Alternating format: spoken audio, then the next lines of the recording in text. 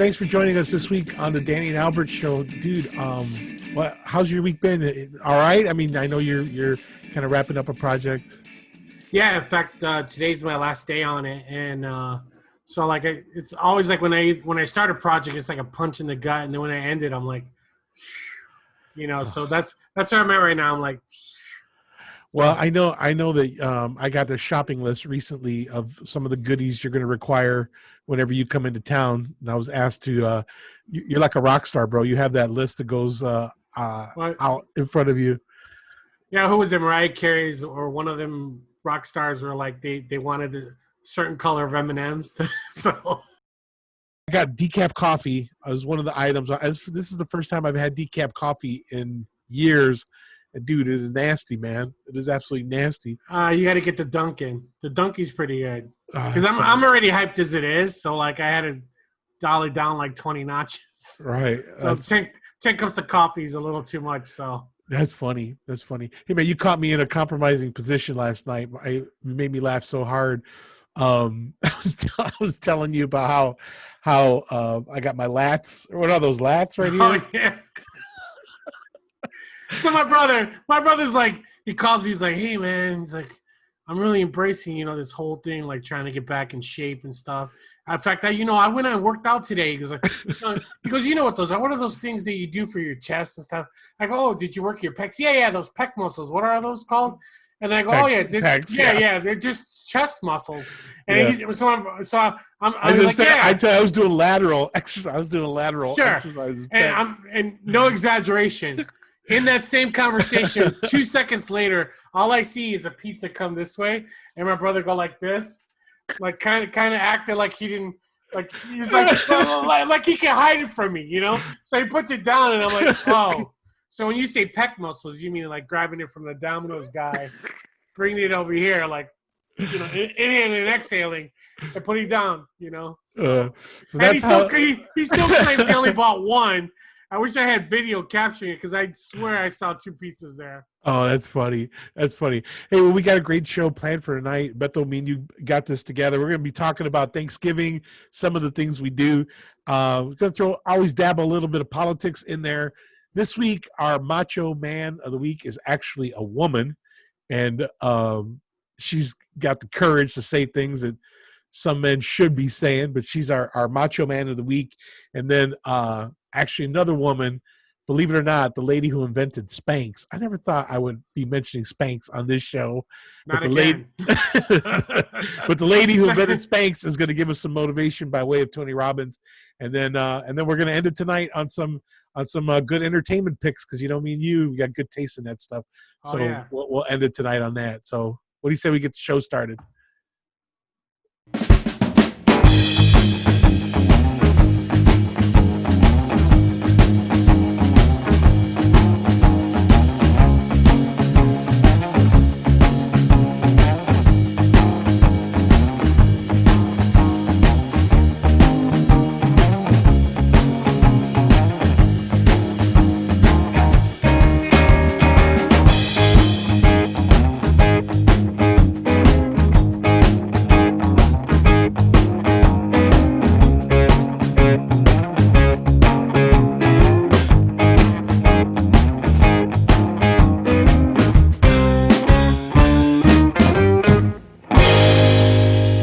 So the foodie holiday, Thanksgiving coming up. Always, I don't know, for our family, that was always a pretty good time. I mean, look at us, bro. Food's been part of our lives since the day we were born.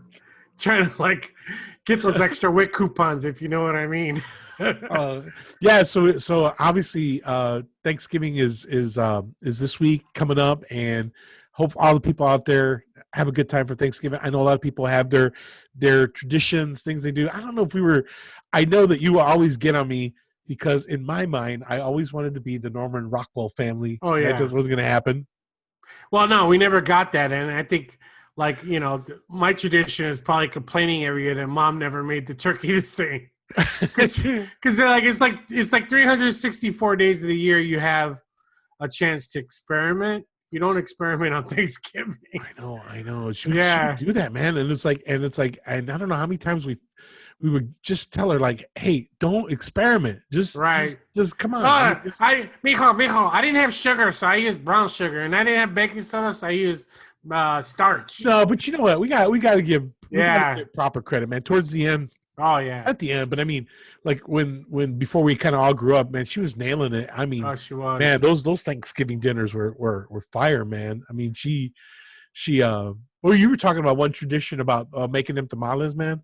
Well, what happened is like our tradition was is like, and I'm sure like we're not, I'm sure this is the norm across America is that you eat until you can't eat anymore, and then what's that drug that's in the tryptophan or something? Yeah, So tryptophan. yeah, that knocks you out. So then you would sleep, and what my mom would do is, and it was genius, so that she wouldn't waste any food. She would always buy two turkeys, and we would eat one and eat part of the other one, but then she would take it and make tamales. And so, like by dinner time or the next morning, instead of having like turkey salad, which is so boring, or we would have tamales. And so, man, I remember that my mom would always make like cheese tamales for me too, because those were my favorite. So, and they were so good, man. I mean, I'm gaining weight just thinking about I remember those tamales, man. But one of the things, I don't know if you remember this, but mom would make um like maybe one batch of decent tamales, like just like standard the pork tamales. They were just it. awesome. And then I don't know why her and dad used to like just like the ones with heat, man. Oh, Remember she used to put that like the crazy, can. man. It was like candy or something, right? What was it? No, no, no, no, Oh, no, the no. fire. Yeah, the Oh chile. man, she used to make Oh these like yeah. hot tamales, man, and then they would put all that sauce in them, Oh yeah. and I would beg her. I'm like, please, please, please. The only people that like this are you and dad. Just you guys, just Yeah. No make a small bueno. little batch for that, and make us, our regular tamales, man. They were It was. insane, man. They were the diarrhea batch, man. Because that stuff used to mess with your stomach, man. I remember that. And the thing about it is, like, mom was like, she was so disorganized. It would never be like, these are those, these are the cheese, and these are turkey. No, it'd be like all together. So you open one up, you scarf it down, you're like, oh. You had no idea what was coming, man. Yeah, yeah, You exactly. had no idea what was coming. Yeah. But yeah, what else did we do? We would have a big meal like that, and then the thing that was actually pretty cool about it is over the years, if you remember, we actually mom and dad were pretty good about just inviting people that didn't have a Oh place, yeah. like so we never like it was never just really our family. It just always seemed like we had somebody that was, and it wasn't even like they were trying to do a good deed. They literally, like, if they knew, like, hey, someone doesn't have a place, hey, come on over for, Right. it wasn't like sacred space, it was just, um, Right. so it Now was they very, now they now she's ahead of the times because now they call that a Friendsgiving. oh, really? Is that what that is? Well, yeah, well, Friendsgiving is like basically people that can't go back home or they don't have family. Like all the friends get together. They call it a Friendsgiving. That was And mom, they man. Ahead of the yeah, time. Ahead of she the time. was. So it was funny. Just we had I remember one Thanksgiving we had a couple of my friends. They were from North Carolina, Oh yeah. Keith and Christy, and it was their first Mexican Thanksgiving, and they fell in, man. But after we ate, man, it was time to break out the movies, bro. Oh yeah. Oh my soul. Well, the thing about it is like you need something to look at. It's like you're in the hospital when you're in a coma. You just need like running noise or something to watch because you're definitely going to go into a coma after you eat as much as we do. Because mom would make rice, she'd make beans. She would, like she would also like, and she because she worked for the church. She remember she didn't know how to cook for like 3 people. She would cook for like 40. And so like we would eat all this food and we'd sit there in front of the TV and just watch. Like our traditions were to you remember like the good, the bad, the ugly. I mean, All the spaghetti westerns, oh, bro. oh, I forgot Blues Brothers. I mean, look, Oh, you got oh. the, you got the bridge behind you. It's like, so that was like one of our favorites. And another one would be like we would watch. Dad really like Gladiator, and we would watch Gladiator. And we'd just sit there for hours and hours and just, just hang out and chill. So, and then you were, of course, more of a sports fan than I was. Of course, you would watch the games. Yeah, but back when we were right in the heyday of our traditions, man, it just always seems like the Bulls were on fire too, man. So it was always cool to watch Oh yeah, the Bulls games with Michael Jordan the best was Yeah. playing on there, man. So that was a lot of fun. A lot of fun. Yeah, he's no LeBron. Insert sarcasm. Oh, dude, you had to go there, man. Oh, come Yeah, on, man, So, but but it was basically like the thing about it is like if you think about it, Thanksgiving brings everyone together. Like, I was living in California, I'd come visit and Danny was in college, back in the day, and then he would come back home for a couple of days. So, it was really about just hanging out and having a good time. And those are the memories that I truly, am fond of and miss, because we're all in different states now, and so, but I miss those times, and yeah, that's why they're I good look times. forward. Yeah. So cherish the moments with your friends and family and friendsgiving. Yeah. Friendsgiving. Who came up with that? I don't know. We're suspenders too. So So I got one antidote to to to end this segment on, but we a couple years ago we went to my sister-in-law who's in heaven now, Kim. We went to their house for Thanksgiving and it was big. I mean, my wife's side of the family, man. Karen, just bless her heart. Tomorrow's her birthday, man. God rest her soul, man. But just an awesome lady. But she was huge on family. I mean, that was one thing I wasn't going to get in the way, man. She was, if I got in the way of that family holidays, man, I was going to get run over by the Karen Mack truck. But we went to my brother-in-law's house in Tennessee, and so we were watching a Hallmark movie, and it was a cheesy, just horrible. You know how they are, man. They're all the same movie. And so my all the ladies were sitting away from it, so they couldn't even see it. And so two of the other guys got bored. They came and sat by me, and it was just a real innocent scene, man. But it was a bar scene, and so two of my relatives are just real, just totally against alcohol. That's their conviction anyway. So one of them gets up and he leaves the room, but I'm staying because I like the movie, man. And so the next thing you know, to end it, I don't know if they got in a romantic scene or whatever, but the guy leaned in for a kiss, and that was it. My father-in-law got up and walked out. I was the only one there, and I looked over to Karen like, "Am I like a bad person? Am I like the worst person?" No, but it was funny, man. It was funny. So that was our. That was. I mean, those movies are pretty bad, man. They're horrible. They're horrible. But the thing about it is, like, I think the Hallmark Channel is geared towards women, just like Oxygen. That's their base. So now you tell me.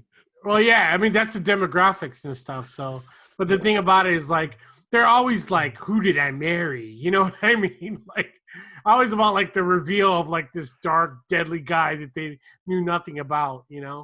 Oh, So, there's a great man. There's a funny parody. Man, I can't think of the name of the family, but they did a parody of the Hallmark movies, and it's funny because it's the same guy. He's the guy that dresses all disheveled, and he's a lumberjack, and he cuts, and secretly he's a millionaire that had a tech company that went skyrocketed. So enjoy those Hallmark movies this Thanksgiving. yeah, I'm gonna load up my Plex server with all that media. So you were talking earlier about like how like these Hallmark movies and how bad they are, and how like one person kept leaving the room every time something came on. So nothing can clear a room, Danny, and you and I both been through this. Nothing can clear a room like politics. You know what I mean? Oh, So, man. Politics and religion, but politics.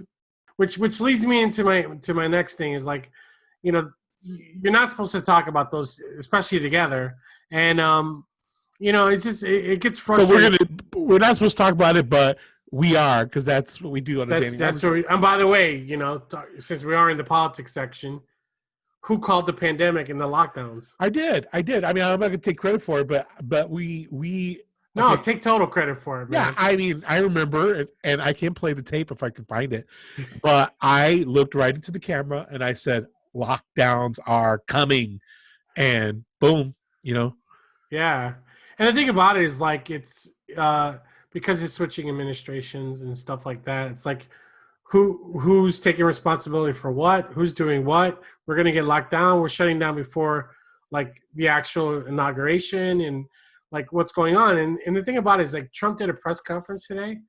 Yeah, you were telling me about this. Yeah, and the thing Yeah, about it is like you know, I mean, the worst thing you can do is be disrespectful, especially if he doesn't want to take questions, whether you're Clinton, Obama, or whatever. I've never heard anyone besides when Obama was giving his speech, that one idiot yelled out to Obama during his address to the country or whatever. right. So, but he's giving a press conference and he's talking about um, things that are happening and so on and so on. And one of the news reporters called him a sore. Are you a sore loser? When did our press, honestly, Danny? When did our press stop being newsworthy and start Oh injecting no, yeah, it's their crazy. own Yeah, it's it's like, crazy. and they It's shouldn't do crazy. that. What I'm saying, and I want to make this clear, they should not do that to No, any president. no, no, no. That's And again, then that's the whole thing about it is like that office demands respect no matter how much of a quote unquote clown you think the guy is because I know I can speak for myself, man. I definitely have not agreed with everybody who was in there, but I have oh yeah, never been disrespectful to that office. And for them to say that, what's another thing too, with this whole thing is, you know, if when you can't attack the facts, right? When you got nothing to attack the facts, what you start to do is you attack the person. That's what I don't well, like. it's, well, the whole thing too is like this. Obama did an interview with 60 Minutes, and he talked about how like it's a unwritten code that you don't talk about a previous administration. Trump totally broke that, and I get that. But the thing about it is like if the press wants people to believe in them and to respect them, stop injecting your theory and state the facts. And Or not also even not too, even the facts. Ready? Not even the facts. State what the left is saying. State what the right is saying. State what the moderate is saying. Stay even. but also So, too, no, they're getting so stinking petty. I'm not making this up, and people can fact check this. This is not a Mendez fact. This is a real fact. All right. So, yesterday, yeah, it was yesterday. Trump's legal team, which is definitely no OJ Simpson dream team. But that's a rabbit trail right there. OJ Simpson, dude. It was like when those guys were coming on the basketball court. It was like the LA Lakers, oh yeah, 1984 Lakers, yeah. 85 Lakers. I mean, this is a championship. I don't know. Trump's team, they're good, but they don't have that. Well, anyway, but the leader is Rudy Giuliani. So Giuliani comes out and handles himself incredible at this press conference. He's on fire, in my opinion. Lynn Wood. Lynn Wood is another one. She's the one that did the documentary on Netflix. A guy that was wrongly jailed. Oh, is that the and, making of a murder? No, yes, I think Yeah, she did him too. yeah. She's on the second season. I Yeah, love her. yeah, Lynn Wood. So she's the other lawyer on there. She's smoking, by the way. No, then it's not the same one because Lynn Wood is not smoking. Anyway, no, well, the third lawyer is though. The third lawyer is another young lady. She's awesome now, but they were all fire. Okay, so Rudy Giuliani yesterday laid out his case. I mean, there's a lot there. Okay, so this morning, I'm not making this up, man. This was the article that WGN tweeted. You ready for this? You're not gonna believe this when I tweeted. Something like Twitter runs crazy over Giuliani's hair dye melting down and streaking down his forehead. That's But what was the press conference about? Because I didn't see it. What did Giuliani say? The press conference was basically giving us an update on where they are with the legal Trump's legal cases. Right. And to be frank, honestly, in my opinion, Georgia, right? Georgia already said that he's out. Like, in other words, Georgia already said the courts decided he's going to get the electoral for Georgia.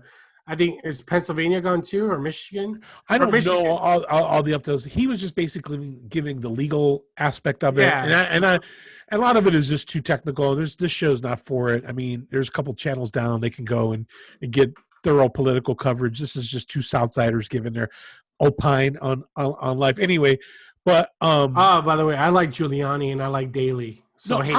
I like Giuliani. No, I No, love I it. know. I'm just saying, like, whoever wants to hate, they can hate. I love Daly. The Yeah, second right. Daly. I loved him. He I cleaned love up the first one city. too. First one was Yeah, great well, too. we were really young, but Oh, hey, well, I mean, yeah, yeah. I dibs So, to him for hey. I mean, the second Daly cleaned up Chicago, and Giuliani cleaned up New York. You can say whatever you Okay, but want. what my point is, he did a great job in the press conference, and then Yeah. Rudy Giuliani or WGN, the only thing they could find about this stupid conference or this press conference was the fact that his hair dye was melting down and he had streaks of black coming down over his forehead. That's So what you're saying is no one's covering they any skipped of over everything he said. What about what he actually said? Okay, and right. so and it was really thorough. I think Well, that's anybody what I'm saying actually about that's very news. interested. If anybody's actually interested, because a lot of people got their mind made up, and that's fine. Last week, a guy from Kentucky actually posted something dumb. You're right. You got on me about deleting the comment. I should have left it. But fear got the best of me. I did. Well, there was only like 3 comments, and one of them Well, was no, Kentucky. what I said was is my this guy wrote a bad comment, and I was basically like, all right, you can't do that because we got to practice what we preach. If you want to be objective, you got to hear everyone's case. That's true. You got on me And about so, it, like, and yeah, and I did, and he won't do that again unless it's vulgar, that's because right. there's Right. people that like you can make a point without being an idiot, if you know what Well, I mean. I should have just gone total South Chicago with him. Just responded, "Hey, I see you like the show," and just it's like, Sure. hey, that's Chicago attitude. Just Yeah. like anyway, but I my problem with WGN again is they just missed the boat there. But I do want to, hey, if anybody's listening, I do want to recommend that you if you really want to hear both sides, find that audio online. I think you could learn a lot about all of the the bottom line, without getting too far in the woods, is the main thing is that the majority of the states that have problem in counting all use the same software, which is being sent down to Venezuela, Canada, and Germany. Their software was going through servers in all 3 of these countries. This is the first time any of our election had anything to do with real uh, foreign entities. We've never had this before, to our knowledge. At least it was never made public. So he was bringing up a lot of this stuff, and I don't want to get people angry because I know you got your opinions, but ours is right. And but if they are concerned about it, I mean, I would go back and listen to it. Now, what were you talking about? Also, too, you were going to bring up something about Biden and TPP. I'm not. Well, the RECP, like he's talking about trying to get us back into. RECPCT. You know what's good for me? RESPCT. Yeah, but he's trying to get Biden's trying to get back in, trying to get not back in, but trying to get into the RECP. The pro is that if we get in there, and by the way, China's making the rules, so that's the biggest reason why. That's the opposition. The biggest reason you wouldn't get in there is because China's making all the rules. But on the flip side, I've also seen that that you want to be involved in these, the manufacturers of the world, and that's basically these countries, Asia, Korea, Japan. They, as far as like creating our gadgets, our clothing, you want to be in there to be able to negotiate. And by the way, they're the ones that created Biden and Clinton are the ones that created the TPP, which Trump bailed out of. Right, by a But lot of right, but the TPP is more beneficial to either one, depending on who you ask, and so that's why he withdrew. Was the RSCP? They're already doing a lot of the discounting and stuff, like trading in between countries, like Vietnam and China and Korea. And right, so right. they're already Well, the thing putting it on paper. that's again what people were voting on. You had these 2 paradigms, right? You had the Trump was America first. Hey, we got to take care of ourselves before we take care of anybody else. And then you have, the other guys, Biden and their team, which are more of the globalists, right? But at the same time, Trump was honest about, hey, we're getting ripped off in these trade deals, right? And so, hey, it'll all pan out, it'll all work out. But I do think like people need to wake up and realize, hey, China is already recovered. from this COVID. They're already getting back on their feet. They're moving forward. We need to wake up, man, because um, I don't want to, like I said, I don't want to get too negative there, but if you got open eyes and a little bit of common sense, you're looking at this, you could almost swear somebody's trying to wreck this economy. And we don't need to be, in my opinion, we don't need to go down that road, but that's just me. Yeah, I mean, we'll see. I mean, honestly, we'll see. Like the thing about it is, like, most of our goods are made overseas, and I personally don't think those jobs are ever coming back. I mean, I don't think they ever were, even though Trump promised them. I never thought they were coming back because, from cheap labor through clothing, and and robotics, like the cheapest labor you can get is probably robotics. You know what I mean? I know it's expensive to create those things, but people want to pay the lowest price they can for a product, and so some people are saying, to get this economy started again, we need to start getting back in, and so on and so on. So, but did you fact check that though? Which one? I said a lot of stuff. Well, here, I don't need to fact check this one. Rod Blagojevich is back on the radio in Chicago, my man. I don't know, man. I love that guy, man. I mean, you guys, let's just say something. He's the only one that got caught. Like everyone did it. Like, I often wonder, who did the man have to really tick off? He ticked somebody off bad, because nobody does that kind of time. Well, it was political. It was all political to give him that much time. You know what I mean? It was all political. He should have served less. My opinion, he should have served less time. Oh, I know. Yeah. And I was people sell seats all the time, and if they don't sell seats, they're calling their brother-in-law. Hey, man, they're gonna build a highway through there. Buy up all the land over there. Or, excuse me. Or, hey, man, like, did you know they're gonna do this, this, and that? You should get your money out of the market. Don't even get me started on. But the worst thing about with Blagojevich is there was never any money exchanged. He got nothing. There was never. That's what makes this whole thing. But that's so hard. Well, it's still the law. That's the Chicago in me. You don't got any proof. Yeah, but if you want to argue that, how many people are in jail for hiring hitmen that were undercover police to kill their spouses? Yeah, I mean, he didn't actually. There have to be some exchange, though. There had to be some exchange. If you hire a hitman, you have to give somebody the money, right? As soon as you. I don't know. I think verbally. Just because you've cut a couple documentaries doesn't make you an expert in this, but it probably makes you more of an expert than me. I mean, I've seen enough Dateline for a lifetime to know, like. That's funny. Yeah. That's funny. But That's it's true. But Blagojevich is like, I mean. He should have his own show. I like the guy. I like him. I'm sorry. I know. Again, we'll get a comment from Kentucky, but I'm all Kentucky, bro. I mean, he left one comment, bro. I know. So, I would definitely not make this week's Macho Man based on my sensitivity. Well, at least you're, what's that called? You're a man of the times, because. Absolutely right. I am a man of the times. That's why I can do what I want with the Macho Man segment. This week's Macho Man segment goes to the Macho Man of the Week is actually a woman, Candace Owens. Candace Owens is our Macho Man of the Week. You're never going to believe this. All right. So I'm going to pull the article up right now. And the article is, this actually all stems from a tweet.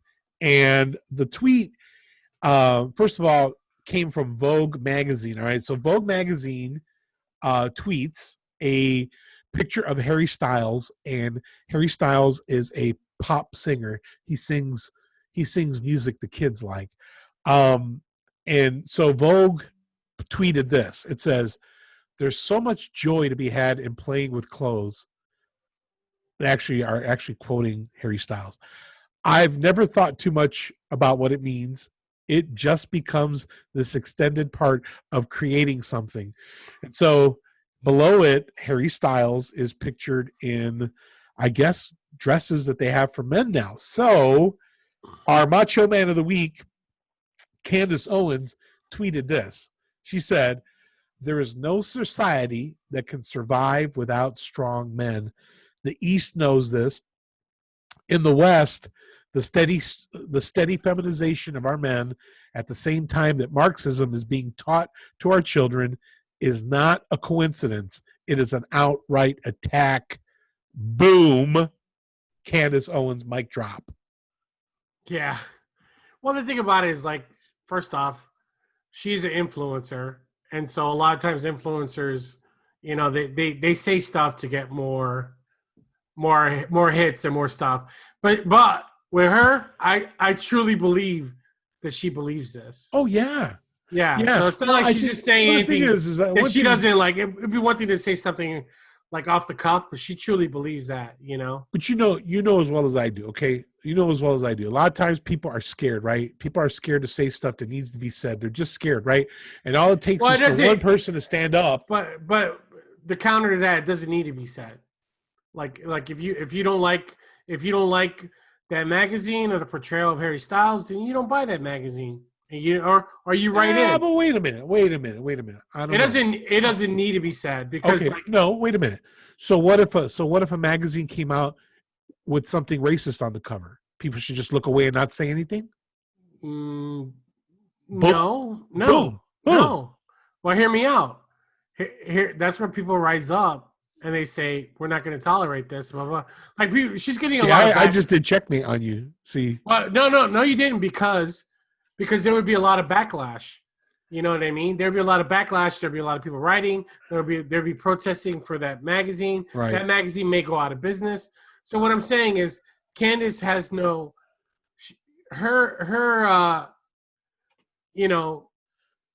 she benefits from this because more people. Because I can tell you something. No one flips on the switch. Honestly, you know this. No one flips on the switch one day is like, oh, I love Candace Owens. It's like you have to lean that way. You have to search for her. You have to. So what I'm saying, my thing is this.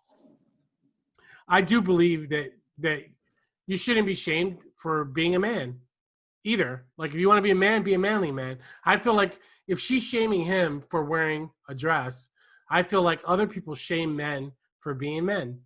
And what is being men? It's not the bro or the college frat boy. No, being a man is being protective, taking care of your peeps, take care of all of your friends, whether they be male or female. Like, being a man, that's a man. You know what I mean? Like, people stereotype, and that's wrong. So, but my thing is, Harry Styles, if he wants to dress that way, he could dress that way. Bowie used to dress that way. Prince used to dress that way. Freddie Mercury used to dress that way. And they weren't manly men. Let's be honest, they weren't. But let's see, what do they have in common with Harry Styles?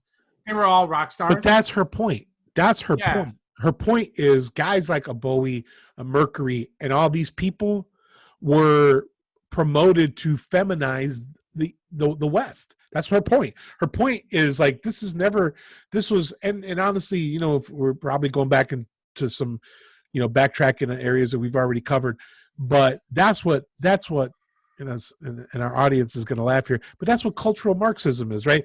Cultural Marxism is, giving people a brief history lesson. Yeah. Hear me out. When the Bolsheviks tried to take over, when they did take over, the Marxists thought when the Bolsheviks rise in the Russian Revolution, the people are going to follow them. The people are just going to revolt and just follow them into this revolution.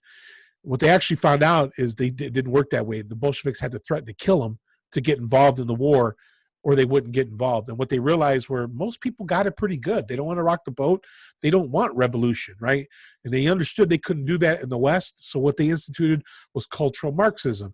And part of cultural Marxism was feminizing men, making them more feminine, and making them weak. Why do you want them weak? I mean, take them over. So that's getting, I mean, like, but then, the counter to that is this. We still have a lot of manly men, and they're in movies. I mean, look at The Rock. Okay, look at The Rock. Look at Vin Diesel. Look at I just saw a movie, and I'll talk about this later, but Kevin Costner. Like, all these guys, they're manly men. And what I mean by that is, like, if they need to get in a fight, they'll get in a fight. They're not going to walk away. And that, to me, is a manly man. Like, there's times you need to walk away. It's your Yeah, and protective. I think too, it's clarifying things. You know, we never want to be guilty. You know, when we do our Macho Man segments and that kind of stuff, we don't ever want to be guilty of being misogynistic. That's not what that's about. No, I don't believe in No. that stuff, man. We don't believe that a man has to put a woman down to feel. No, that's not what that. We don't believe in that nonsense.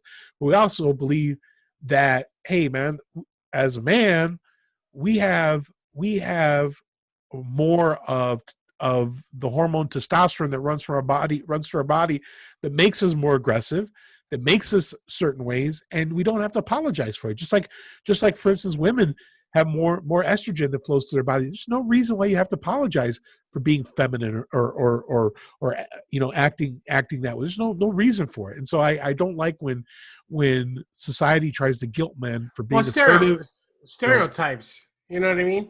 Like being a man is a stereotype. People look at manly men now and they're like, you know, he needs to be more sensitive, or he needs to be this, or he needs to be like, and the fact of the matter, in my opinion, IMO, okay, we got enough of that, right? yeah. We need I young. mean, We got enough of that. I just want to be clear on this, okay?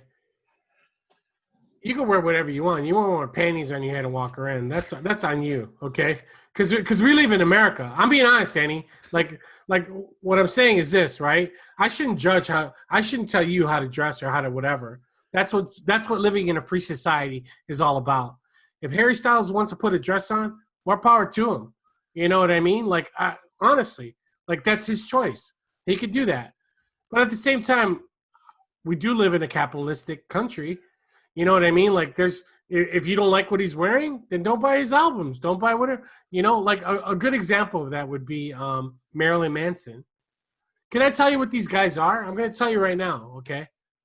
Marilyn Manson's like off the charts smarts, but you would never know, like watching his videos and thinking, you're like, this guy's this Gotti, whatever. You know, Frank Zappa's another one, right? Alice Cooper, another one. But you know what? By the way, he just turned invisible. I'm still learning the technology. Well, what I'm saying is on all these guys, right? They're just like Madonna. Madonna knows marketing. It's all marketing. You know, if that's his personal choice, fine. That's cool. That's cool too. But it's called marketing. You're gonna tell me how many hits is that getting? You know what I'm saying? How many whatever? He's staying relevant. You know what I'm saying? And you know, just like Prince wearing those, you know, the whole puffy shirt thing from Seinfeld. Like that was a Prince thing, you know? He was a pirate. He brought pirates back into style. You know what I'm saying? Prince, man. So, Funny. you know, that's what I'm saying. I love that we live in a free society where he can wear whatever he wants. You know what I'm saying? But don't get mad if someone says something about it. That's right. That's what I'm saying. And I No, don't. But the problem no. is too. Here's the thing: is Candace is getting shut down. She's getting censored. She's getting all these things. Hey, the same right that he has to wear his. I'm looking at it and I'm laughing because it's just so stupid. The same right he's got, Candace has the same right to push back and say, "Hey, Right. I want a manly man. I want a manly man." And so But see, that's just my thing, man. but You but know? what I'm saying, it's stupid for you, because what I'm saying is stupid for you because of whatever. I don't know why, but it's stupid for you. What I'm saying is this: if he wants to wear a dress, he can wear a dress. You know what I'm saying? But the thing about it is like Okay, maybe it's well, stupid for me because the neighborhood I grew up in, if I had done that, I would have got my butt kicked. All right, so yeah. maybe that's why it's. But that neighborhood's changed and it's not the same. But I know. it's true, you know. We're But old guys. We're old yeah, guys. But you know, I think you know, to go ahead and transition on this, I think one of the best perspectives, ironically, is a podcast I heard this week with Tony Robbins and a lady by the name of Sarah Blakely. Sarah Blakely, and I, you know, again going with the manly, you know, playing the manly man card. I had no idea who she was. The only reason why I know Spanx is my wife told me what Spanx were. I never even knew what they were, you know, until I got married. But this lady has $1 billion corporation. She's built $1 billion business on Spanx, and yeah, I think soon they're actually going to do Spanx for men. And anyway, but I have them on now. Do you want to judge me? Am I in you Harry Styles? bring back manly men. Anyway, but the thing is um where was I going with that? Okay, so but when you listen to her interviewed, she is the most feminine and the most just the most precious woman you ever learn. And one of the things that she said was that's actually what she's trying to do. She said one of the things that people miss is that both sexes bring something to the table in every area of life, in parenting and in religion and whatever. We both it's a balance. right. And she said, and the thing she said, one of the things I think that's been missing from the business world is the feminine side. She goes, and so she goes, I think if we had more of the feminine side, we would balance out some of the behavior in business. Anyway, that's her take, and I thought it was good. But so I think it kind of goes into the point. I understand that every man does have a feminine side to him. At least I think a good man does. A good man has that nurturing side, that things that would be called feminine qualities. I don't doubt that one bit, and I think every balanced man has obviously the heavy side or the masculine qualities. At least he should be. But this lady was fabulous, man, and I wanted to play a clip because she gave some incredible insight into two things, and I wanted to highlight them on the show today. Played in your life. You told us one of the most important ones, how he got you to realize you could control and direct your own thinking. But let's talk about the failure thing you shared with me. Is that accurate? Is my memory? Yes, that is accurate. My dad growing up would actually encourage me to fail. So I would come home from school and he would say to my brother and me, so what'd you guys fail at this week? And if I didn't have something, he would actually be disappointed. So it flipped the whole model on its head, and I would come home from school, and I can remember I'd be like, Dad, I tried out for this, and I was horrible. And he'd be like, way to go, and he'd high-five me. And I didn't realize it at the time, but he was just changing my definition of failure. Yes. Well, isn't that fantastic, man? I mean, honestly, I think that's where so many of us just miss that, man. And we're just so afraid to fail, Well, yeah, doesn't that go back to like the argument of like all kids get trophies? You know what I mean? Like all kids get trophies. Like back in the day, it's like no one ever wanted to be in second place. Yeah, but you know what though? No, I know, and we bash millennials and all that for that. But even us, look, I'm being candid on this one. A lot of my life has been held back because of my fear of failure. I didn't want to fail, and what happens to us? What would happen to us if we lose it? I think that's why sometimes guys, especially in their 50s, man, like when you start hitting that midlife crisis, I think here's one of the epiphanies you have. Not that I'm in a midlife crisis, but I think one of the wake up calls and epiphanies that you get is this, right? Okay, I don't have much time left. If I'm in decent shape, I may have 20, 30. I don't have 50 years ahead of me. All right. So here's what you start to say is this. Okay, who cares if I fail now? I gotta do something here. I gotta do something here before it's too late. So you start to throw that fear of failure out the window, sometimes too late in life. What if you could get that earlier in life? You know what I mean? Right. I think I had it early on. Yeah. I was definitely more of a risk taker than you. Yeah, but still, yeah. All right, so go ahead, bash me. No. No, the reason why I say that you had more testosterone than me. I'm sorry. Yeah, no, the reason why I say that is because like sometimes I think it's genetic. There are just some people wired that way. Like literally, it's in their system to go on and like, all right, I'm gonna try this. I'm gonna try this. I'm gonna try that. Then there's other people that they don't want to like, you know what I mean? They won't get near water for fear of dying of swimming. You know what I mean? Yeah, like, I know. I think like you're right. Some people are predisposed to those natures, but I think a lot of it is conditioning from the time we're always like, we're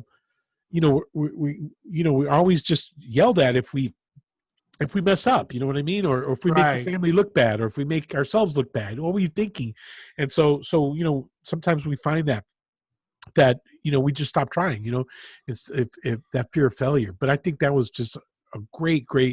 Oh yeah, minute there. You should. I mean, I don't have kids, but like, you should. I mean, I try to encourage my friends. I even try to encourage you. Try something. If it doesn't work, Danny, oh well. Like you could say, hey, I tried this. In fact, I told you this week about Mike Rowe. Mike Rowe wanted to be a master carpenter, a journeyman, like his grandfather. Right. He was horrible at it. He tried and tried and tried. One day his grandfather were him, and they were putting away their tools. And his grandfather took his toolbox, and he picked it up. And then he took Mike Rowe's toolbox, and he gave it to him. And he says, he's called him Mike or whatever. He says, Mike, I have my toolbox. You need to find yours. So in a kind way, he's telling him, like, hey, you suck as a carpenter. And now Mike Rowe is like, he's a household name because he became, he did Dirty Jobs, which was a very small TV show. And then it blew up.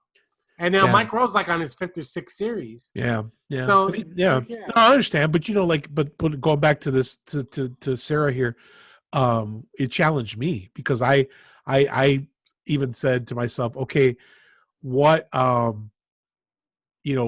could you try this week that has the potential of failure? You know what I mean? Right. And honestly, that's what this podcast is. This podcast is something like, okay, you can fail at it, but give it a shot. Right. That's what, I'm coaching junior high basketball. Yeah. This is the coach of basketball. And, raindrop. I'm I mean, the thing about it is like, you should take calculated risks. And if you're a gambler, you should not take risks. Because gamblers are the ones that like basically like, but we're talking about failure. You should try things right, that that you might fail at. Well, what I'm saying, calculated risk. Like for instance, let's say you never swam before. Well, you're not going to jump in the middle of the ocean with no one around. Right. You know what I mean? You're gonna start in the kiddie pool, and then you're gonna start at 3 feet where you can still swim out. Right. Then 5 feet where you could float on top, and then eventually work your way out to the deep end. That's what I mean. You're challenging yourself, and you haven't failed at it, and you just keep going. And then at some point, you may be like, "Yeah, I'm never gonna pick this up. I almost drowned," and you get out of the pool. Right. All right. True. So, well, she had that first thought. She just talked about failure. Like her father would ask her on a consistent basis, "Hey, what'd you fail at this week?" And so I just kind of challenged me. And then there's this other one, and I love this. It's a kind of a mindset thing, and I think it'd be great for our listeners tonight to kind of listen to this. In all the years that I've been listening to you too. But when I like to think about, because you mentioned this, that it's the number one fear is fear of failure. Yes. And so I like to take things a step further. I'm always like, why, till I get to the very last why I can get, because that's really where the truth always is. Yes. And so why is as human beings, the biggest fear failure? Well, it's because we don't want to be embarrassed. Yes. Right? So it's really ultimately fear of embarrassment, which then led me to fear of what other people think of me is the real root of the issue. So that is where I spend a lot of time working myself too. I've been a student of that for since I'm 16. I've been working on not caring what other people think about me. And it took me a minute, but I realized that not caring what other people think about me doesn't have to mean I don't care about them, which is a big, important thing to recognize. But, and I will practice embarrassing myself, Tony. Yeah, she goes on to say that she actually, if she goes a while without like doing something to embarrass herself, she'll intentionally do something. She goes like get on the elevator and just start singing on the elevator to make people laugh at her. She goes, if you could just get over the fear of people laughing at you, she goes, beat them to the punch. She goes, you will get over the fear of failure because it was really good, man. Well, you tell me, you actually played a little bit more of that clip for me where she talks about singing like in front of people and like people are like looking at her like, well, why is she singing? You know what I mean? Or like, and doing things. So the thing about it is like in reading I've read a lot of self-help books to help me along the way. And one thing they say is like, if I could see you as a motivational speaker. Yeah, I probably could be. But the thing the thing about it is like for instance, like when you got up at the pulpit and you spoke, I'm sure you were scared. You were so scared the first time you went up. But then after a while, it started getting easier. Same thing with comedians. Comedians say, go out there and bomb. Right. Go out there and bomb. Right. Like, and then you'll get a 1 minute set, 2 minute set. You got a 5 minute set. Then you get an hour-long set. And you just keep going and going. You keep practicing. That's the thing about it is, the fear of failure and being embarrassed by doing that, you know, like the only way you should care about is you, you know, when it comes to like taking risks and like, you know, how's it going to affect me, blah, blah, blah. But she's right in saying that you should care about other people. You know what I mean? Just because you want something, you have to think of all the scenarios. Am I going to hurt another person by doing this? What's cause and effect? That's exactly what she was saying. She was actually saying that just because I don't care what people think doesn't mean I don't care about people. In other words, she was saying that doesn't give me, like you said, doesn't give me a license to hurt people and just be obnoxious for the sake of being obnoxious and being an idiot for the sake of being an idiot. She's saying, you know, I still love people, but I need to get over. I need to get over what people think of me. And honestly, like in my life, that's been. And this is probably some other stuff that I have going on, but in many cases, like, you know, I want to do something, but I'm like, I would be like, what are the so-sos going to say? What are they going to think? And it's been a work and a journey in my life to get away from that. So I thought that was a great thing. If you know, if people struggle with that, I think it's a great mindset adjustment, you know? It is. And the thing about it is like, you know, and listening to these motivational speeches and listening to, like I said, I read a lot of self-help books. There's a lot of things that you can put in your arsenal that'll help you. You know what I mean? Like, for instance, the one thing that I always carry around, why are you trying to impress people that you don't even like? Right. And that happens, like, that's the whole keeping up with the Joneses. Right. You know, people hate their neighbors. They get a new car, they get a new fence, they do whatever. And they don't even like their neighbors. You know, like the people you should really, really embrace are the people that reciprocate and care about you. Man, you know what? Why don't we end the show with the motivational speech to our audience on how they can actually, you know, succeed in life, at least the steps it took for you, Danny, to get where you're at and me to get where I'm at. Because, like, I feel like where we came from and where we're at now, you know, we should be in an institution somewhere. Yeah, I mean, I'll do a motivational. You got 30 seconds. Go. Sometimes you got to stop making excuses. You got to look in the mirror and say, all right, where have my excuses gotten me? I'm overweight. I'm not where I'm supposed to be. Enough of the excuses. Do something about it. Get some books. Get some help. Stop looking at others and saying, I can't do it because of them. Look at the person in the mirror and say, I got this. I got people that are for me. You can do it. And I have this video that you can buy for $19.99. Do you live in a van by the river?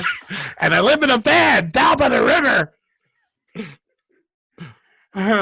You. Go? All right. We're talking about you care about too much what other people think. You can't love other people, right, until you actually love yourself. Loving yourself will help all your relationships around you. If you love yourself enough, you will keep volatile, poisonous people away from you, and the people that you love, you will draw them closer to you. There are people from foreign countries that come here, and the moment they step foot in here, they kiss the ground because they know there's an American dream. And people that are third, fourth, fifth generation are still playing the victims.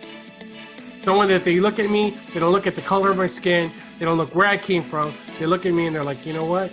This guy's a rock star editor. So don't be a victim. Be positive. Stay positive. Are there obstacles? Oh yeah. That was a little more than 30 seconds, but that was great. Oh my goodness, I have tears, man. Okay. I know I'm sounding like Rocky right now, like running up the steps, right? And chugging away. But let me tell you right now, there are people from foreign countries that come here and they live the American dream. Danny and I were born and raised in the poorest section of South Chicago. We dealt with gangs, we dealt with crazy situations. And that was in our past, that was in our review. And if I looked at that, I wouldn't be where I'm at. Not that I'm some Emmy Award, Academy Award winning editor, but I'm editing in Hollywood. That's a pretty big thing. And I'm happy about it. And as always, I love myself. That's the narcissistic in me. We coming to America today. Coming to America.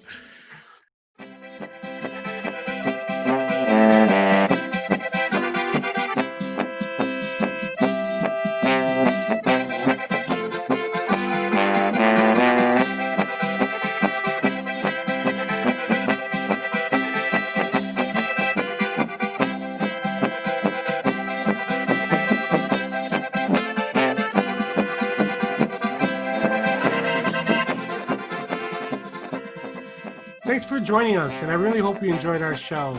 We look forward to seeing you next week. We're going to try to do one of these every week. And if you like what you heard, go ahead and hit that little subscribe button. Is it right there? Or right? I don't know, somewhere around there. But once again, thanks for joining us, and hope to see you next week.